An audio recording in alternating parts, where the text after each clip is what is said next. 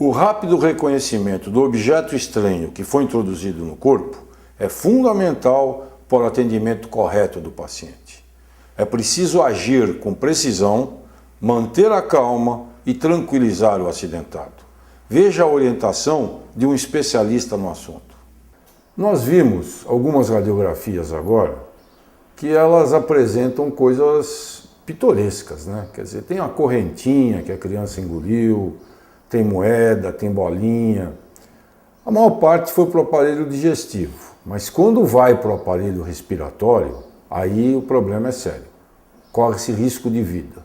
E é exatamente por isso que eu estou aqui com o Dr. Natel, que é cirurgião de tórax e com ampla experiência nessa parte.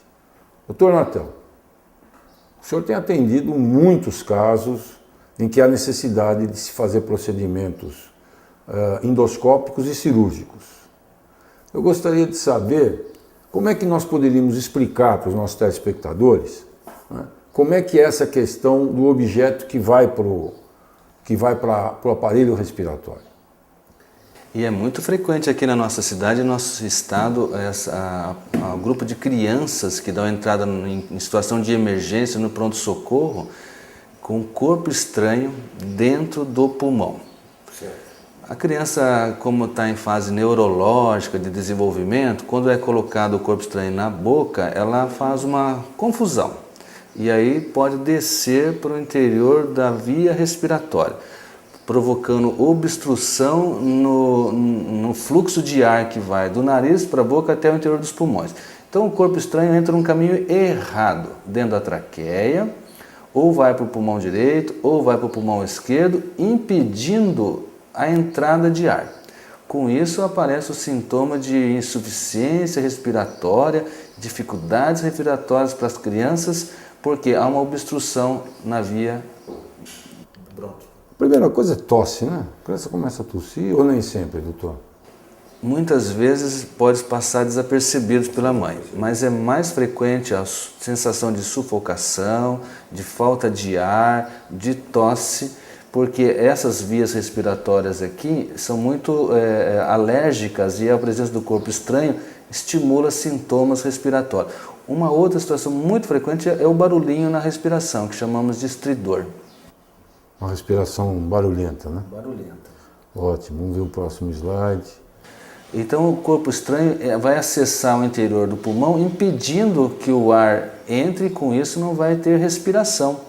A criança passa a ter enormes dificuldades respiratórias. Lábios podem ficar azulzinhos, que são cianóticos. Criança mais adulta pode ter essa posição de colocar a mãozinha aqui na região cervical, mas as criancinhas mais pequenas, porque o corpo estranho é mais frequente entre 2 e 3 anos de idade, pode ter dificuldades em informar-nos que ela apresentou o corpo estranho. Então, o adulto que está cuidando dessa criança que tem que levantar a suspeita de que houve a broncoaspiração. Por quê? O corpo estranho, nós não sabemos depois que ele entra da boca para o interior dos pulmões qual o destino que ele vai. Ou vai ficar na traqueia, ou vai no interior do pulmão direito, ou no pulmão esquerdo. Mas qualquer tipo de corpo estranho, dependendo do volume que eles possui, ele pode obstruir totalmente a entrada de ar para os pulmões. Ok. A broncoaspiração é o carro-chefe? É muito comum. A nossa estatística aqui hoje em torno de 3, 4 casos por mês de crianças com essa idade, conforme mencionado, de 6 meses a 3 anos de idade. E é mais frequente aqui no nosso meio a presença do amendoim, da pipoca, do brinco, da tampinha de caneta e depois os ossinhos de frango ou de outros tipos de alimentos. É o que predomina no nosso meio. Essa imagem aqui, o senhor já está com a intenção de nos mostrar como é que o senhor introduz esse procedimento de retirada do corpo estranho das crianças é um procedimento que deve ser feito dentro do centro cirúrgico. A criança tem que estar anestesiada com anestesia geral. Os nossos equipamentos ou entram pela narina ou entram pelo interior da boca. Depois, chegando aqui na cavidade, não vai para o esôfago, a máquina tem que entrar para o interior da traqueia e procurando o corpo estranho onde ele se encontra alojado. Esse é um esquema que demonstra o trajeto que a máquina tem que caminhar pelo interior do corpo humano para acessar e retirar o corpo estranho. Vamos ver as outras imagens, doutor Natel? Isso é um exemplo de uma paciente já sob anestesia e geral e o anestesista e cirurgião, ambos trabalhando na via respiratória, e o cirurgião com as suas máquinas que já foram apresentadas no broncoscópio, procurando o endereço para onde se alojou o corpo estranho na via respiratória. E aqui lá no interior as pincinhas muito pequenininhas para pegar o corpo estranho e retirar do interior do pulmão.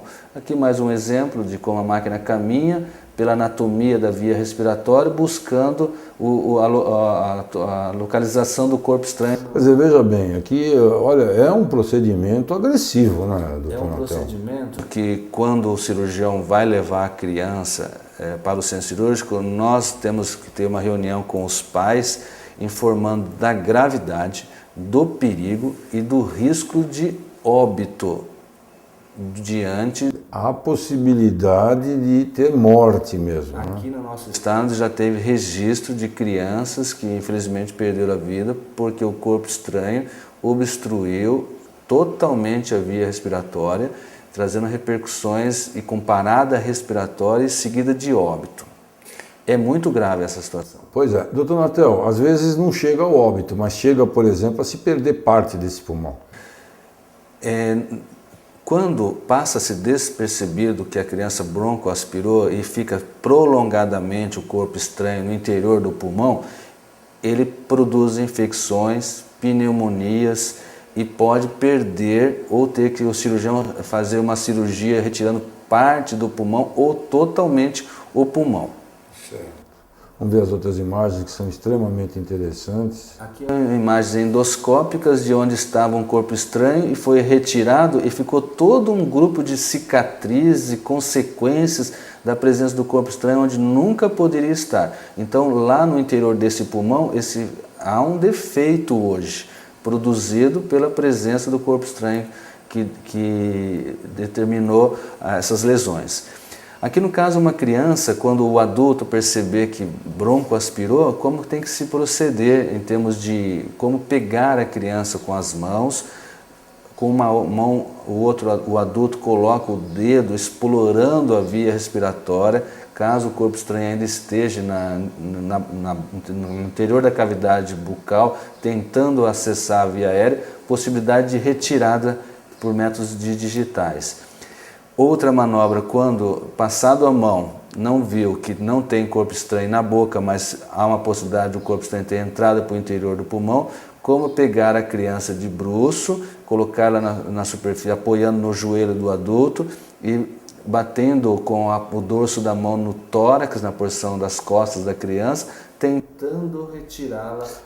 Aqui também uma coisa que chama atenção, que eu acho importante mais uma vez reforçar aos nossos telespectadores, é que a cabeça deve estar sempre no nível mais baixo do que o tronco, né? Quer dizer, então vocês veem que há uma declinação. Isso é uma coisa importante.